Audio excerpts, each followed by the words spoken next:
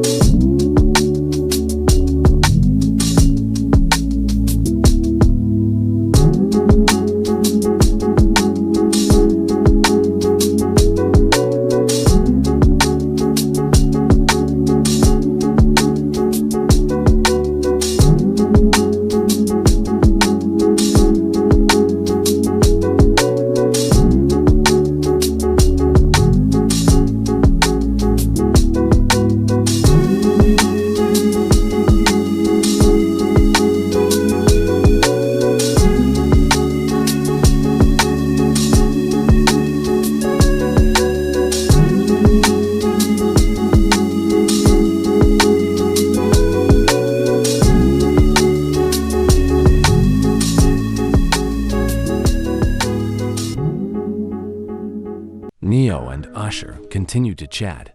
Jimmy Iovine barely even blinks. The dinner continues. Power, as always, shields the powerful. We hear stories like this and wonder how a man who once represented the very definition of success could become a figure entangled in allegations of abuse, manipulation, and violence. When I die, I want my last words to be, I did it. In the world of psychology, there's a well-documented theory that power corrupts, and absolute power corrupts absolutely. The allure of control is seductive, and once someone tastes it, they're often unwilling to let it go. Power doesn't just change what a person can do. It changes how they see the world and themselves within it. Those at the top often begin to feel invincible, their actions justified by the very systems that support them. They're not inherently evil.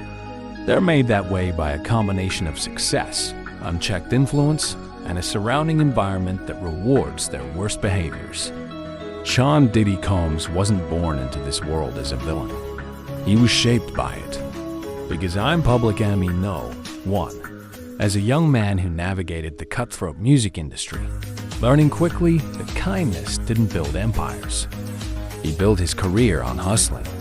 Jay-Z, Beyonce, Mariah Carey, the Kardashians, Kanye West, Paris Hilton, Russell Simmons were just a few names who were on the guest list of numerous Diddy parties.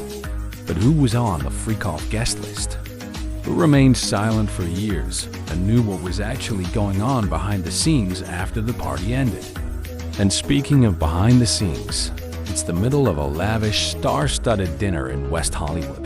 The kind of exclusive event where the air smells like power and privilege. The guest list is packed with names that command respect in every room they walk into. But behind the glittering smiles and clinking glasses, something far more disturbing is unfolding.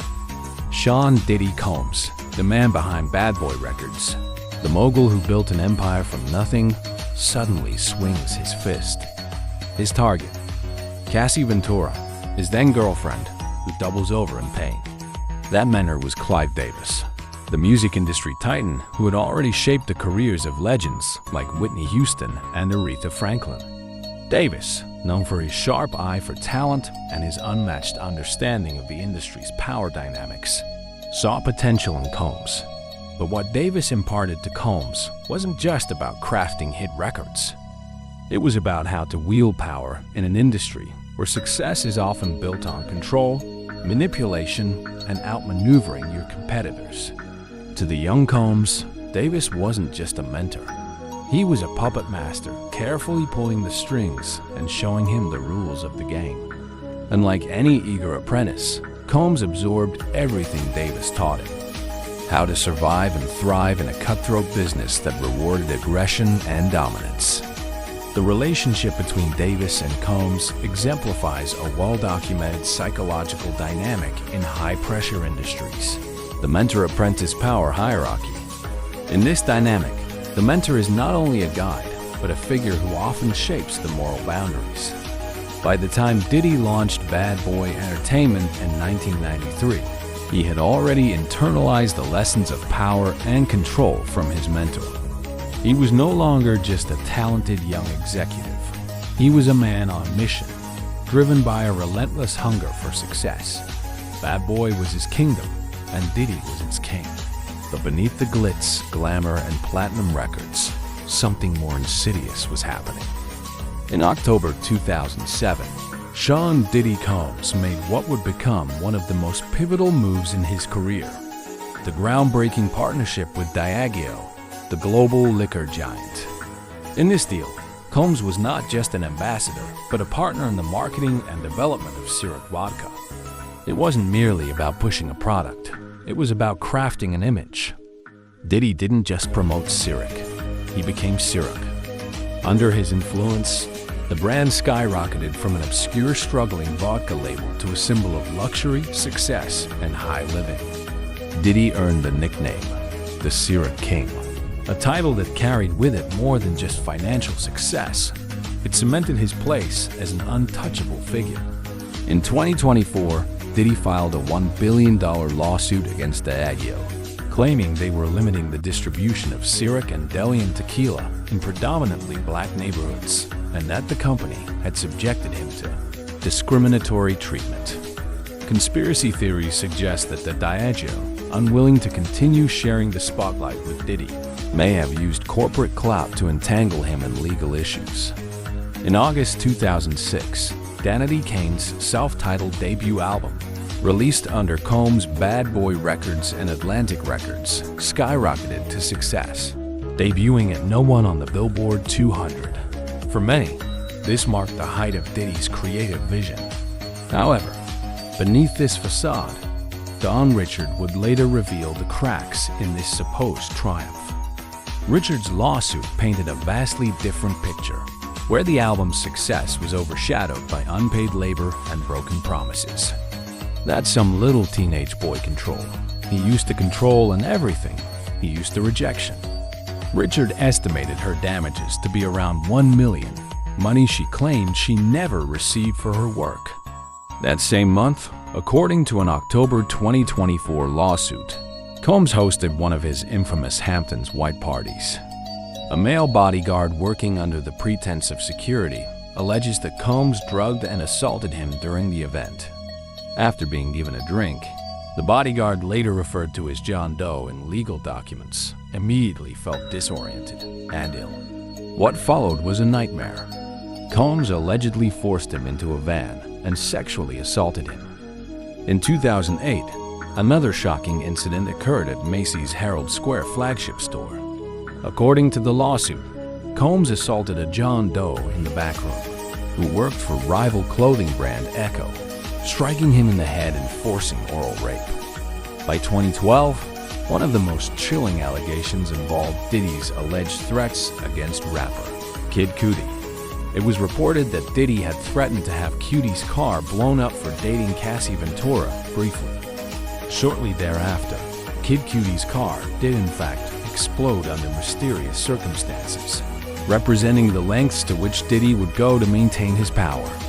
As we conclude this journey into the story of Sean Combs, one must ponder what truly defines a monster.